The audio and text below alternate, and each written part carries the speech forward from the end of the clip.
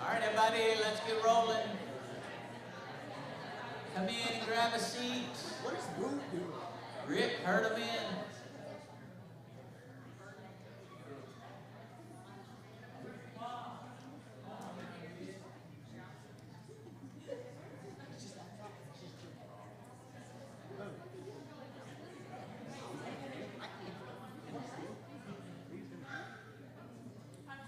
All right, I don't have the slide. I don't know why this song's on there. We're not singing this song. We're singing this song. It's a communion song. I can't lead it. Can't lead a communion song. All right, a few announcements. A couple of important announcements that I want to let you know about. You can see all the announcements in e-news. I'm not going to go through all of those, but there is one change. Middle on the Move will not be at Jordan's this week, correct? Middle on the Move is postponed till TBD the 1st. Okay, thank you, E-Ray. So Middle on the Move, don't show up at Jordan's, it's postponed. Today is Lee Grisham's birthday. Lee, happy birthday, Lee. Oh, so excited for you. Also, we were just meeting with Christopher and Kaylee. Christopher just went on his bachelor party up to the White River fishing with some buddies and was in a conversation with one of them, which they all were in, biblical conversation, different things like that. And Christopher baptized his friend Zane. So we're excited to have Zane as a brother in Christ. So thankful for that news and Christopher sharing that with us. That's all I had. I felt like I had a lot of announcements. It really wasn't that much, just a few. So that's it. Sorry, we're coming out of premarital counseling, and I'm just trying to get my mind wrapped around this right here. But tonight, we have Gavin is going to come up here and lead us in prayer before I dismiss you to class. Come on up, Gavin.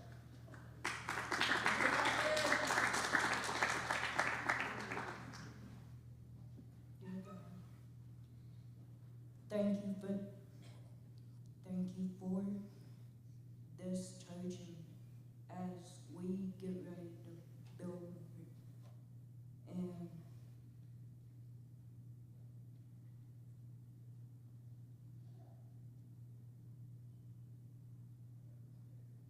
thank you for the day, thank you for all the blessings we have and all of the people in our lives. Thank you for Jesus. In his name we pray. Amen. You got it. All right, let's go ahead and dismiss to our classes. Nursery and toddlers, you're with Nikki McKee tonight.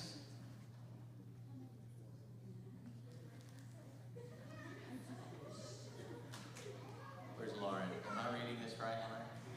Okay, I'm reading that right? Okay. Pre-K through 3rd grade boys with Jordan Horn. Good luck with that one. You had Dean Burton last week, now you got JoJo. Another scary one. Pre-K through 3rd grade girls, you got Brittany Moore. That's a scary one. You have crafts tonight. That's fun. I want to go to that class. 4th through 6th grade, you got your OGs, Leslie, Joe, and Amanda.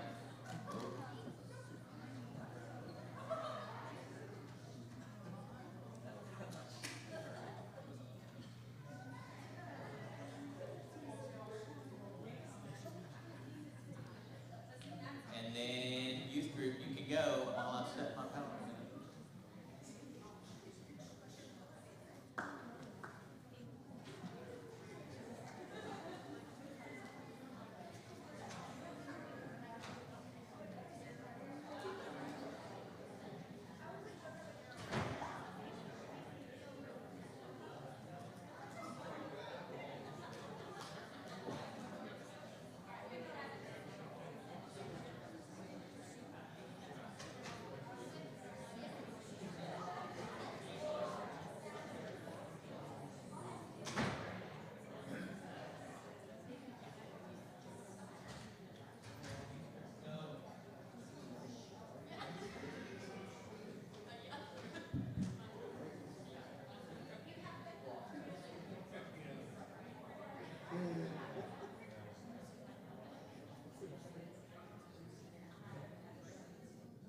Oh, I meant to say this.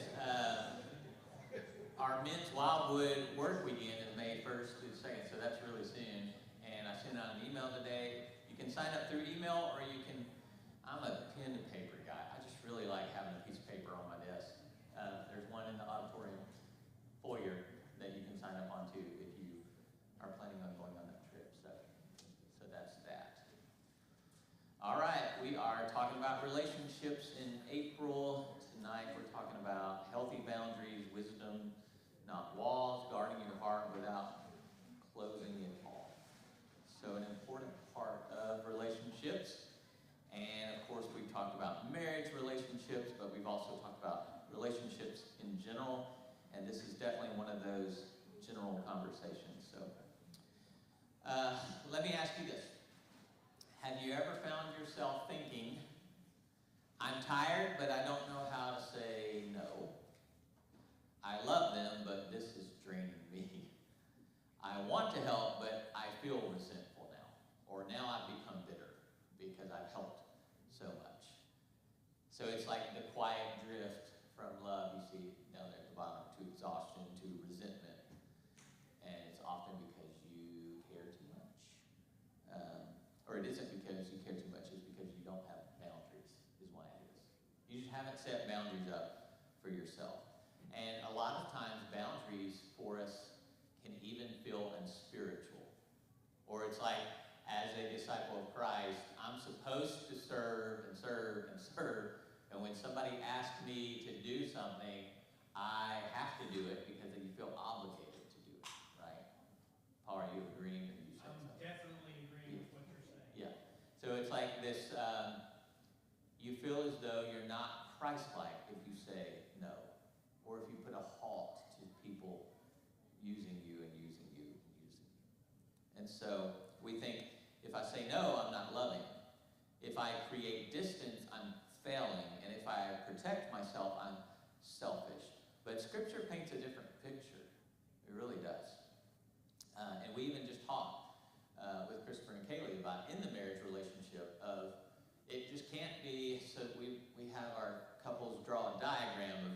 me, we, and you. How much is this relationship balance going to be? And so we want to see in your mind how much of it is we, how much of it is for the other person. And do you have any you time? Because that you time is very, very important.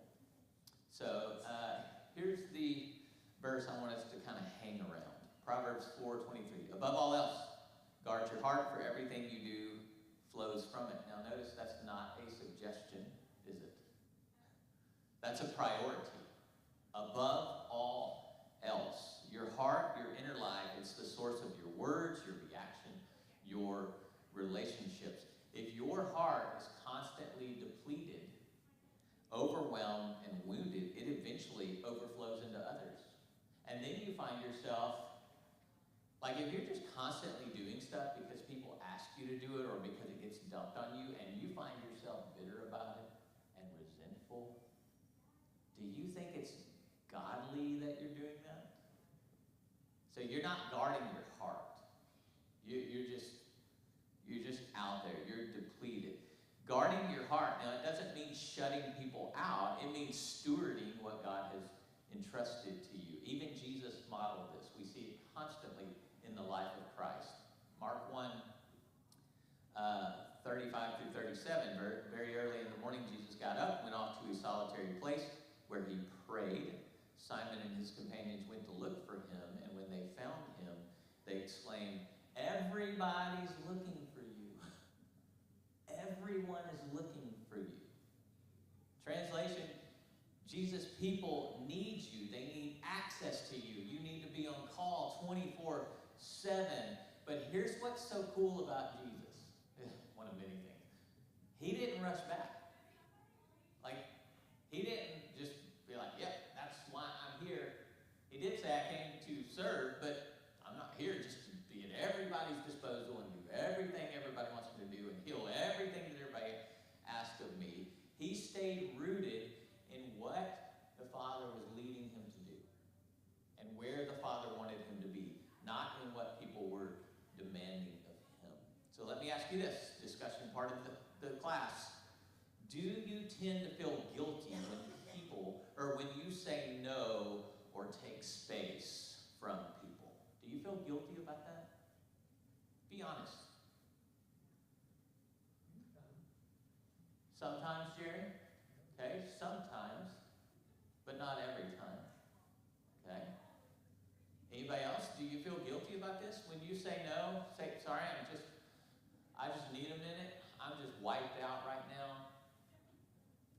When you take space or time for yourself, do you feel guilty about it? Brittany's saying yes. I feel guilty if I can't create a solution. Because I don't want to just say no and leave it. Oh, that's interesting. Okay, yeah. Situations where I'm okay not doing it, but I don't want it to not get done. Oh. If it doesn't get done, then I feel like Even if it's somebody else's thing. That somebody's asking you to do, Lauren. yeah. Okay, so Lauren, she wants it to get done. Anybody else? That's an interesting twist on this. You feel guilty. Why do you think we feel guilty? Or why do you think we want it to get done? So is it like an appeasement thing, so at least I know it's getting done for them? Or is it an empathetic thing? Yeah. Why do you think we sometimes feel guilty? What do you think? Well, we want God's will to be done. Yeah. Jesus followed the Father's leading. We don't always know, so it's a whole different set of issues. Yeah, it's definitely, we don't know it when we're distracted and busy and it's loud and we're not spending time with him, for sure. And of course we don't know it. Because you could almost see anything and everything is as his will if it's something good. It's true. Yeah, you can justify anything, You got to say no sometimes. for sure. Okay. What else? Why do you think we feel guilty so often for saying no? We don't want to offend anybody. Okay, you don't want to offend somebody. Or make ourselves look bad. Like it's selfish.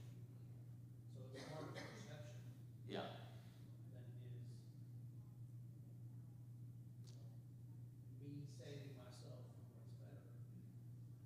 All right, so it's you're saving face, kind of, Sure. in a way. You don't want to offend somebody. You want them to think highly of you. Do you think they're thinking twice about it most of the time? Probably not. Probably not, most of the time. Have you ever had somebody tell you, you take time for yourself, or you're doing something where you have said no, and somebody makes the phrase, must be nice? I hate that phrase. I hate that phrase. That's passive aggressive. It It's is. not- It it's is. not- Well, it must be nice. And it's like, oh, so I wasn't feeling guilty about taking time for myself, but now you're trying to put guilt upon me for taking time for myself? Because I'm in a healthy space of saying no and you're not. You're trying to drag me back into that. So it's not only do you feel guilty yourself, but other people heap guilt upon you for saying no. In the culture and the world we live in, it truly is a cultural problem where you're not supposed to say no. Jesus had boundaries and still loved deeply. You know, we often imagine Jesus as a superhero, just endlessly available, never withdrawing, always saying yes. But the Gospels show something more nuanced here. You see it here on the slide. He withdrew from the crowds. This was a continual rhythm in his life. He did not entrust himself to certain people.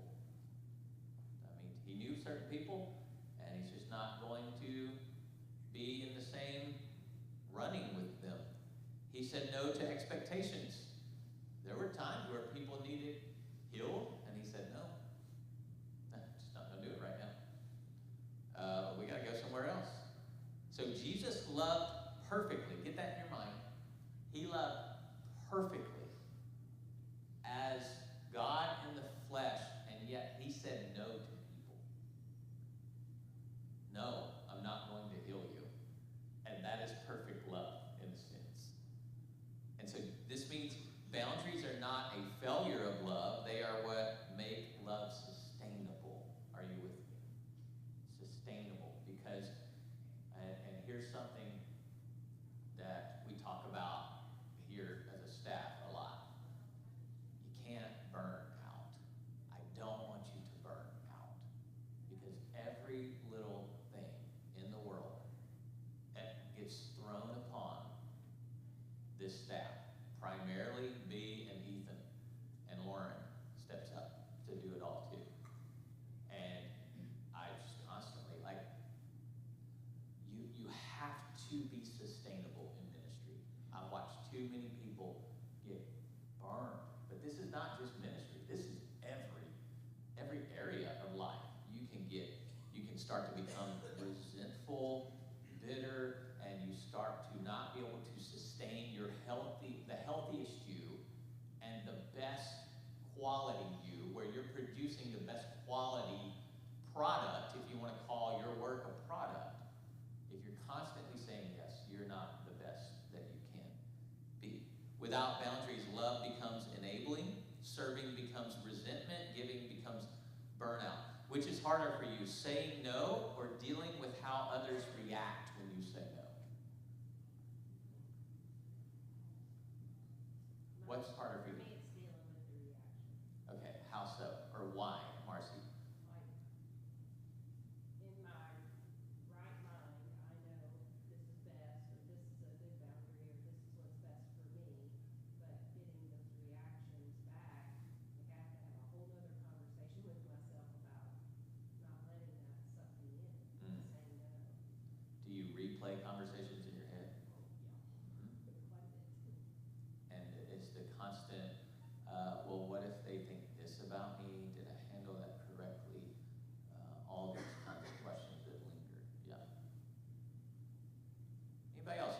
Do you struggle? What is harder for you, saying no or dealing with how others react when you say no?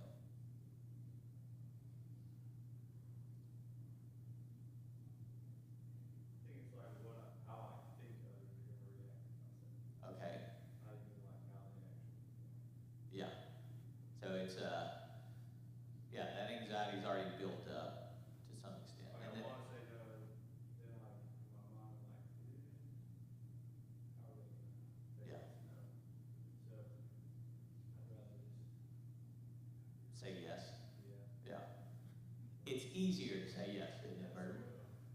It's easier to say yes. I can do it. Might as well do it. I can get it done fast. Might as well get it done. Even if I can't get it done fast, I can do it my way, which is the right way, by the way. And I'm telling you, you will burn out. You will not, it will not be sustainable. Your love will not be sustainable. Your ministry, whether you like it or not, you're all in ministry, will not be sustainable. It's a question you have to ask yourself. So if you think other people are deserving of time to themselves, like if you know it's healthy to withdraw and to say no, and you think other people are worthy of that, the question is, why not you? Why not you? You're human. You're just as human as anybody else. Humans created the systems of this world. Everything that you're involved in is human constructed. Why not you? Who are you not to step up and create something new? To create a new culture, to create a new way of living, a new rhythm within your life. Why not you?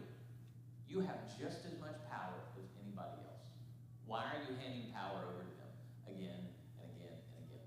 Why are they more important than you? And I know we're to consider other people more important than ourselves. I know. Thank you, Paul.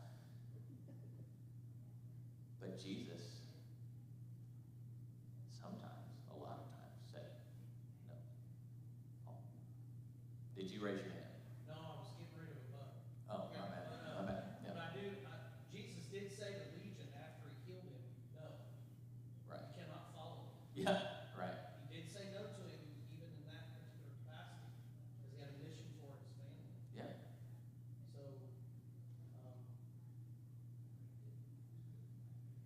it's too much sometimes. And there's It's too much. times where he said, it's not time. That's right. It's just not the time for it. Ecclesiastes, there's a time for everything. Right now is not the time. There might come a time when I need to do all these things. Right now is not the time. And it's being wise enough to discern when the right time is. And it's being with God enough that you're listening to the voice of God and you're not just listening to everybody else's voice and culture's voice telling you, hey, you need to grind it out if you want to become something. You need to grind it out if you want to keep up your reputation and who people think you are. What you need to settle in and rest in is who God already says you are. And quit worrying about what other people think you are or what you want them to think you are. Something I tell my kids every day because I want them to grow in the maturity of this. I said, when you walk into that school, there aren't two kids thinking about you. You know the person that every kid in that school is thinking about? Who? Themselves. Everybody sitting in the crowd is thinking about themselves. Why are we so worried when people aren't thinking about us? If somebody tells me no, I actually admire that more than if they tell me yes all the time. I really do. I'm like, oh, that person's healthy. I admire that. And I'm glad you know yourself enough to know where your boundaries are. And there's a difference between boundaries and walls. And this is where we kind of get confused as Christians, I think. Walls say, I'm shutting you out. I'm telling you no all the time. You can't hurt me again. And sometimes that's healthy. Or I'm done engaging you. You see, if you don't say no, you get to the point where you put up a wall. And then you're done. And that's not saying no, that's just you couldn't take it anymore, and so you built a wall. Boundaries say, I care about this relationship enough to be honest with you. Isn't that a much better conversation? Like if you come to me and you're like, boo, can you do this? And if I care enough about our relationship, I'm going to tell you, look, my plate is full, if it is at the time. I've got this and this and this. I would love to help you out. I just can't right now. I know this is important to you, and I respect that it's important to you, but I just can't do it right now. And you say, I need to protect what's healthy, and this is what I can and cannot carry. Walls are built from fear, boundaries are built from wisdom and life experience. And so Paul gives us a helpful framework. Galatians 6:2, he says, carry each other's burdens. Galatians 6:5, so a few verses down, he says, each one should carry their own load. Both are true. Some things are burdens, all right? Some things are burdens. They're too heavy to carry alone, and we as brothers and sisters need to help each other carry them. When you have a burden, I want to help you carry a burden. When something is eating your lunch and it's just killing you, I want to listen to that, and I want to help you carry that. I want to pray with you. I want to be an encouragement to you. But some things are loads, responsibilities that each person must carry. I can't carry your load because it's your load. I'm carrying my own load. And if I put your load on my backpack, I'm going to tip over and be incapacitated. You see, some things are burdens and some things are loads. Unhealthy relationships confuse the two. Where in your life might you be carrying something that actually belongs to someone else? What do you think? Where in your life might you be carrying something that actually belongs to someone else?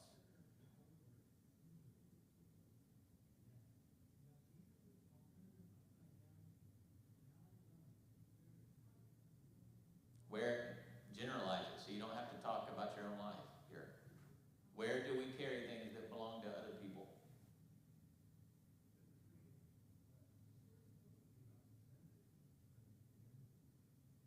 Can I go to therapy first to figure it out? This is therapy, Paul. Welcome. No. Yeah, I mean, sometimes you need to. That's ultimately what I needed to do. I needed to go figure out the difference between those two things. I needed to figure out what was mine and what was somebody else's. A lot of times we carry things and we have all this junk in our backpack and we can't even recognize what it is. Well, and it's been sort of convoluted too with this idea that, like you said earlier, consider others better than yourself. That's an overloaded statement that we've made to make it sound like it's Christian service for someone else to do that, and that's not, of course, that's not healthy either.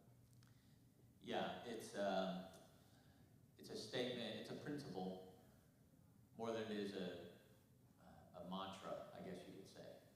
But it can also go the other way too, where people don't even want to accept help from anybody else. Correct.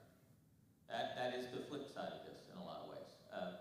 I'm always going to tell you yes, and I'm never going to tell you that I need help. I'm never going to ask for help, right?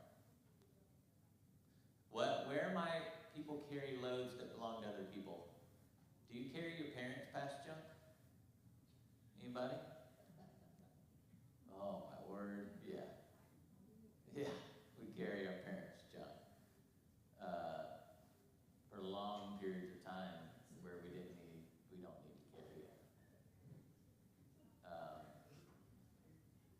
You carry your loved ones' financial burdens, like they weigh on you. There's a lot of ways in which we carry loads that aren't our loads. There's burdens that would need to be shared. I get that. And you know enough. I've been around long enough. I'm a proponent of carrying brothers and sisters' financial burdens that need help. I think that's biblical, if we can, and if it's not abusive. I think obviously emotional burdens, lots of different burdens, but it's a good self-reflection question. Where am I carrying somebody else's load that's not my own? Boundaries protect us against bitterness. We've talked about this.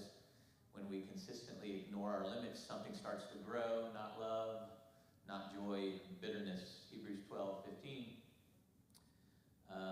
Just a general statement here that kind of points to this.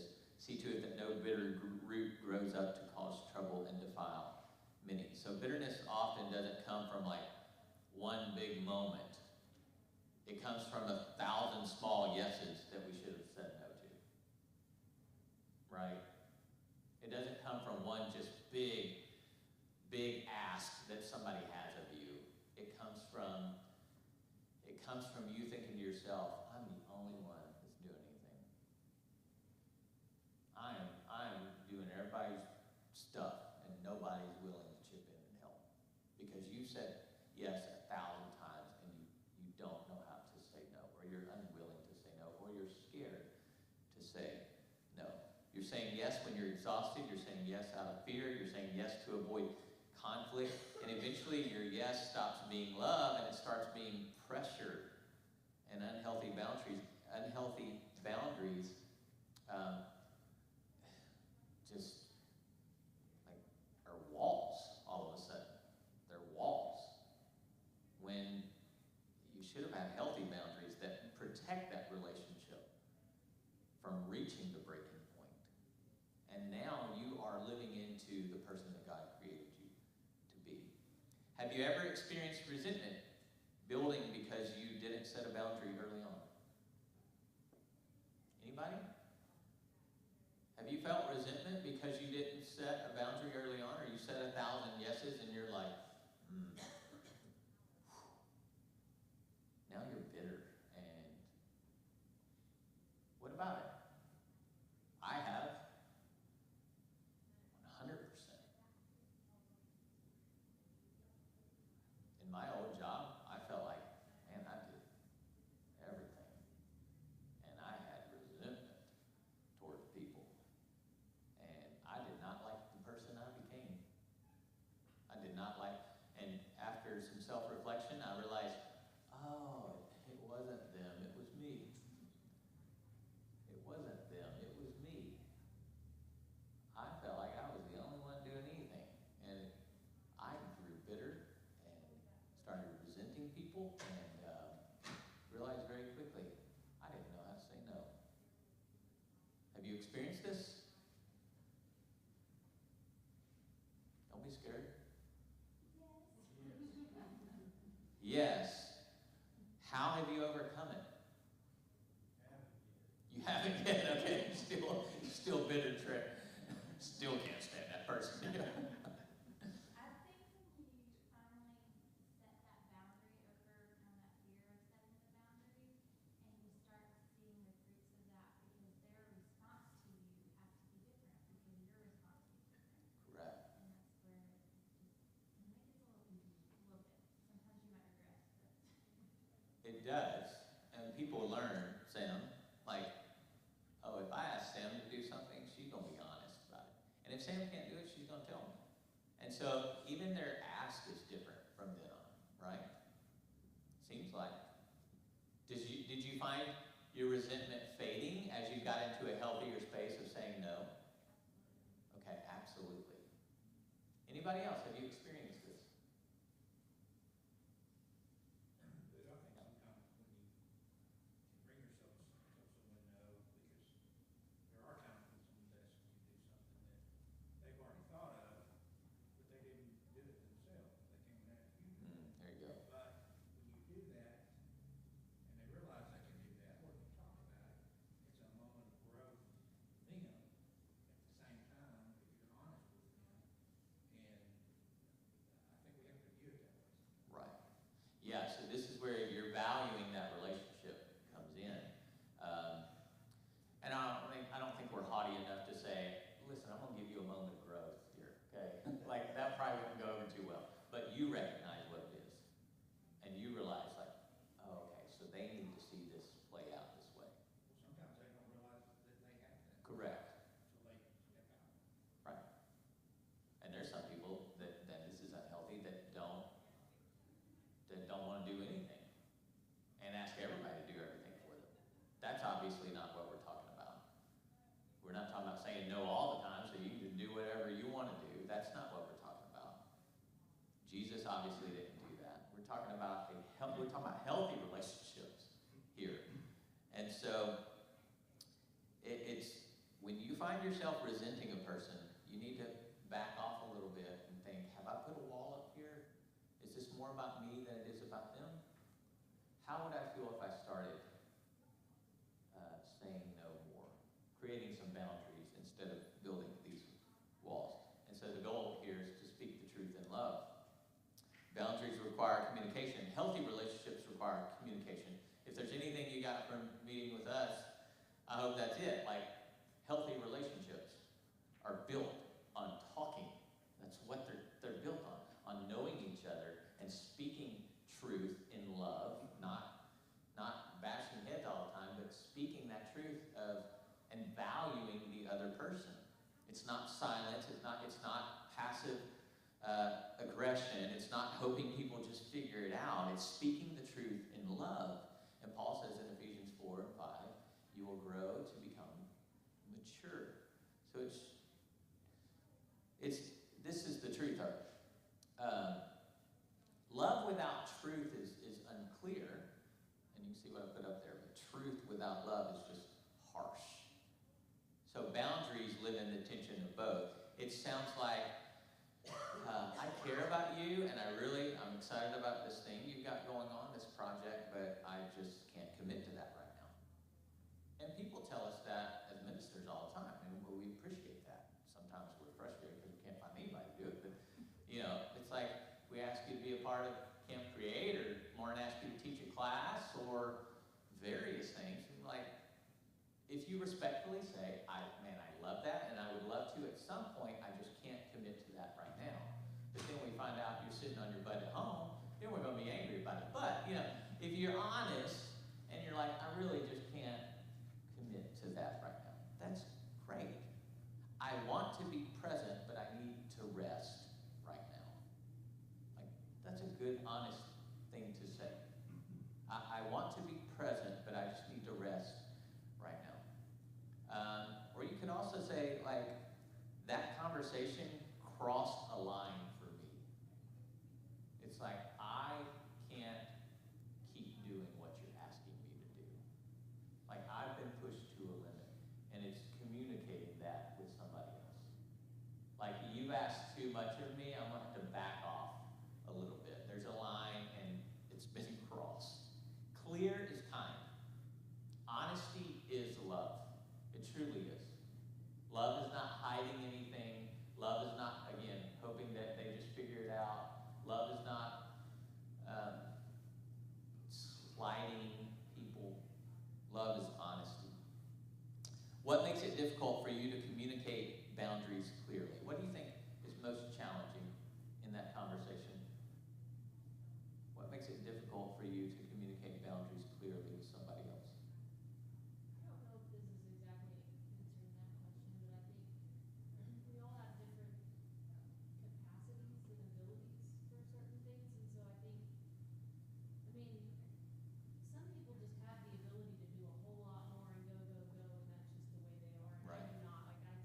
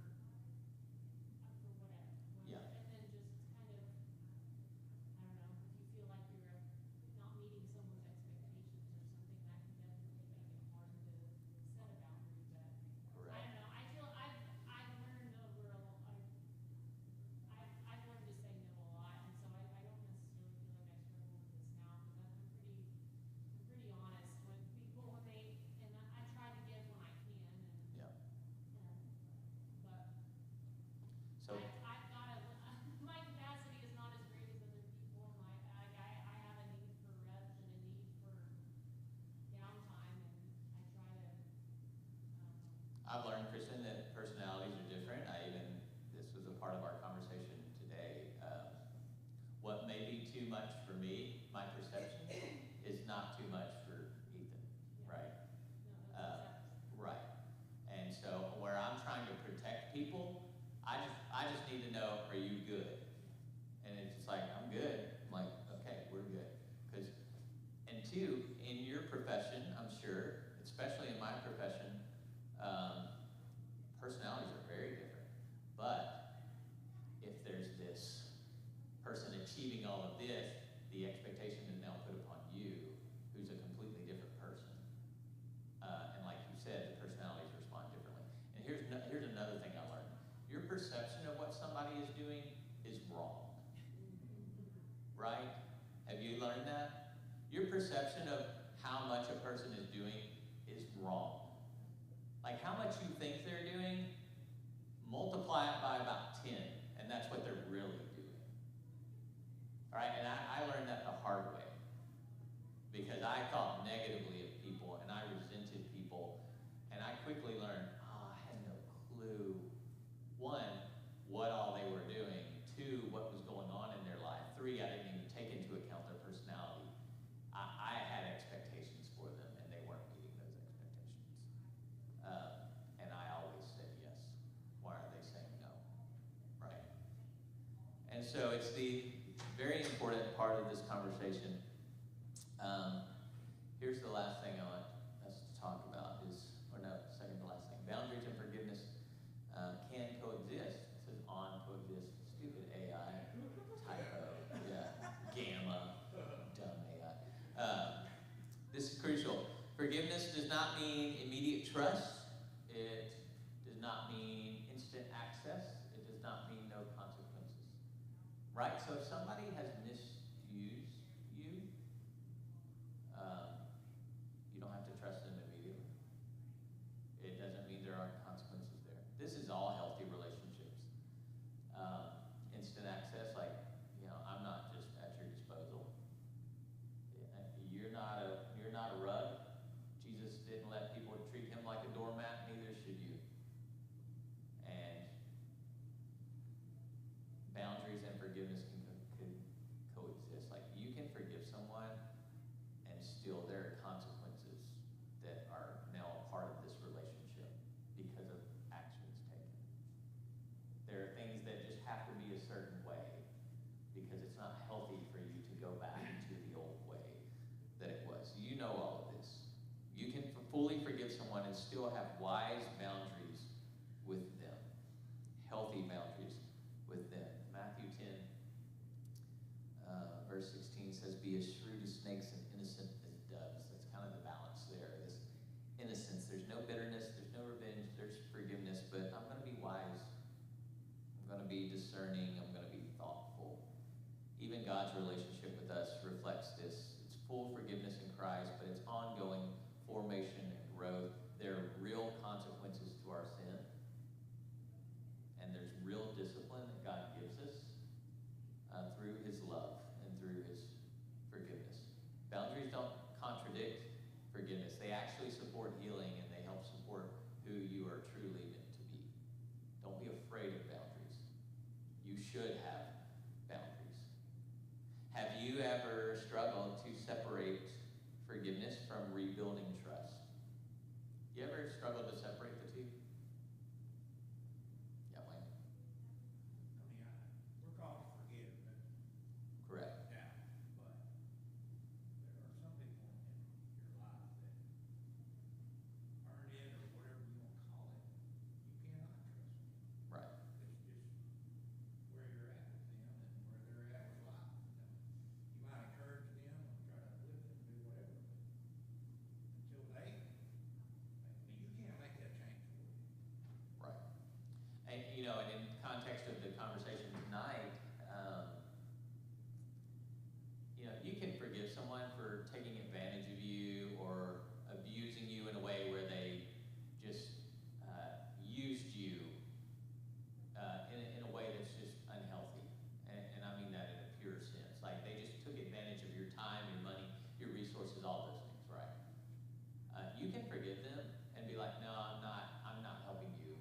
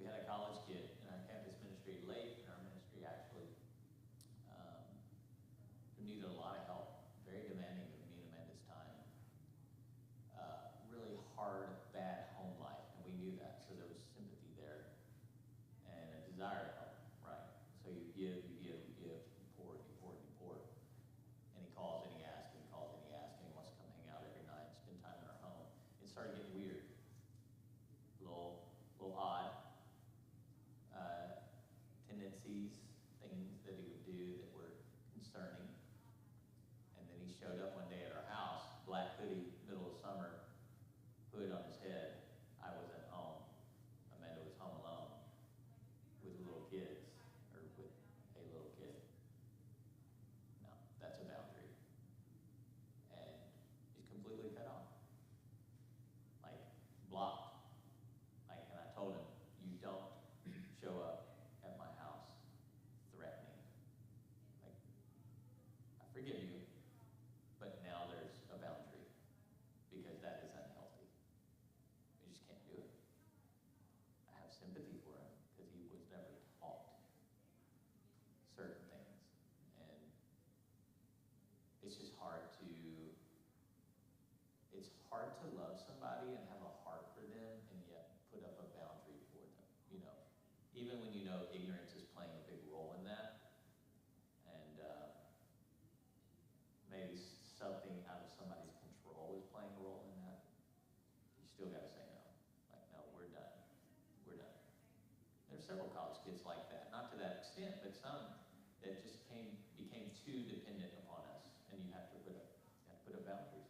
People can become extremely dependent upon you, and what happens is boundaries create, I don't have a slide for this, boundaries create space for healthier love. At the end of the day, that's what this is. Boundaries are not about pushing people away, they're about making space for honesty, for sustainability, and for genuine love. Because when you're yes, when you say no, what's the saying? Why say no when it feels so good to say yes? But when people know that you will say no and you say yes, now that's a good yes. That means a lot more than just a flippant yes. It carries weight when your presence is chosen rather than I guess I have to. It carries meaning. When your heart is guarded well, your heart has more to give than it does when it's depleted. Where's God inviting you to establish a boundary in your life right now? Think about that. How might healthier boundaries actually improve your relationships, not harm them? And then last question, what is one practical step you can take this week to move toward that? What is one thing you can do to move toward a more healthy relationship with setting up boundaries and telling people no? I don't want any of you to lose your jobs. That's not what I'm telling you to do. You go tell your boss, no, and my preacher told me to tell you no. That's not good. Unless it's unhealthy, then say no. Say no.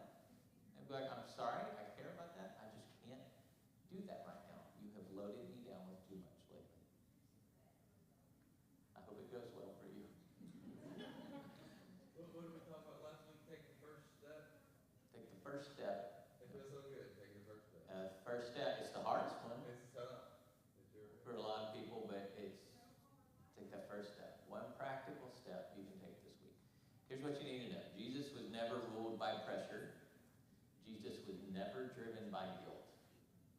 Man, what a freed mindset. He was never manipulated by expectations. Wouldn't that be nice? To never be ruled by pressure, driven by guilt, or manipulated by expectations. But he knew exactly who he was. He knew exactly what his purpose was. He knew exactly what his mission was. And he came here to do that. And he knew that he needed the Father. He needed alone time. He needed time with people. He needed time to work. He needed time to rest. He needed time to sleep. And he did it all perfectly. He walked in step with the Father. Like he walked in step with the Spirit well as we could ever hope to. Fully loving, fully present, and fully free. And that same kind of life is available to us. I truly believe that. That's the life that Jesus is calling us to, that he wants us to live into. Not a life of walls, but a life of wisdom, where we guard what matters, where we love without resentment, and where we build relationships that can actually last. And I think it all starts with you you knowing who you are. And who you are is who Christ says you are. And then you go from that position, not from who the world, you want the world to think you are, or who you want this body of believers to think you are, or who you want the school to think you are, or your corporation to think you are, or the hospital, whatever it is, who Christ says you are, and you launch from that position. I want you all to be there. I really do. Any comments?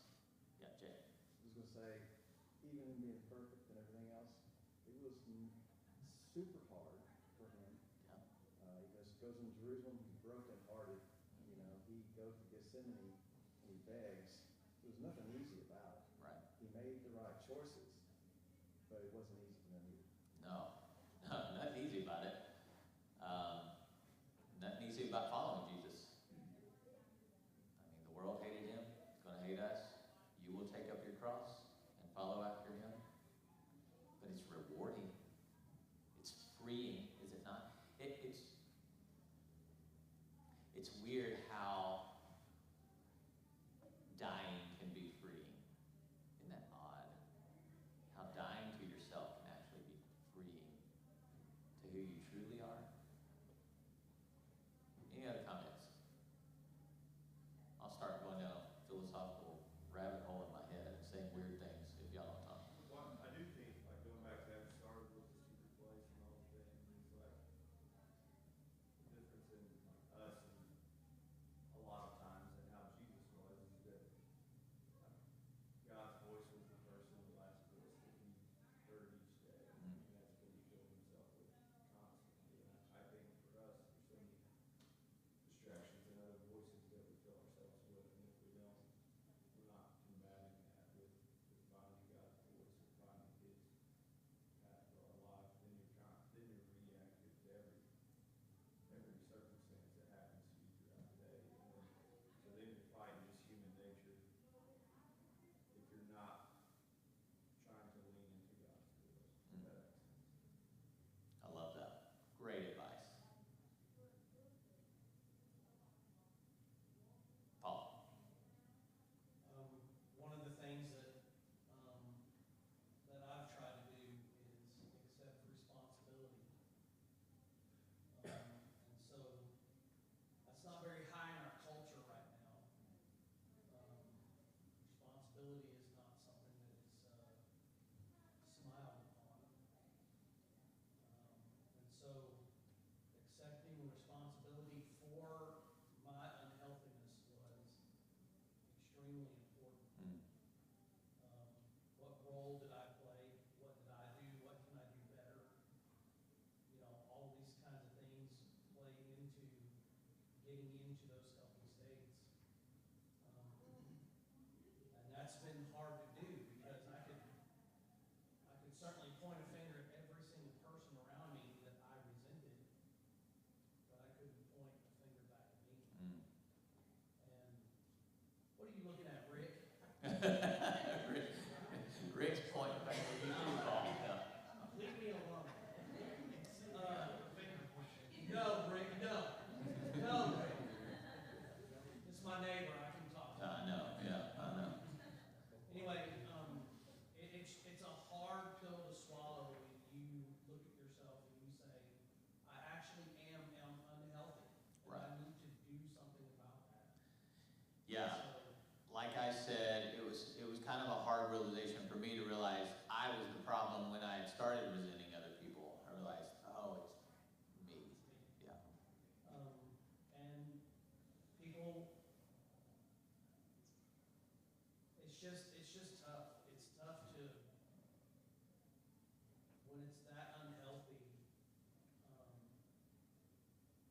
you just kind of wither. You wither into a lot of deep, dark places. Right.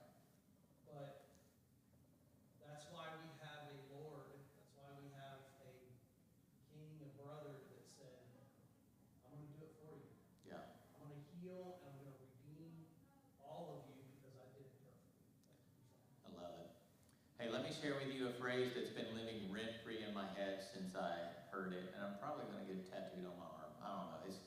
It's that cool of a phrase. I'm not. I'm terrified of tattoos. But Marcy was going flying with Gabe. You know, Gabe flies in his fun fan. What do you call it? Paramotors. Paramotors. I call it paragliding, but it's paramotor. And Jerry was with him, and I think, correct me if I'm wrong, y'all were going up, and even when I heard about this, I'm like, did you check your insurance policy? Like, you got everything in order? Because that's where our mind defaults. Fear. And what did you say? I told Jerry, what if something bad happens to both of us? Like, what if we die? What if we die? We leave 4 kids on this earth without us. And what did Jerry say? What if you fly, soar, and have the time of your life and live? But what if you live? Yep. What a great phrase, Jerry Butler. My word. But what if you live? So it's been living rent-free in my head since you told me that. And I'm trying to apply it to everything. You even apply it to the conversation tonight. But what if you truly lived into who you were supposed to be? Like, I mean, you can apply this across the board. But what if you truly lived? Like Christ comes offering life and freedom, true freedom.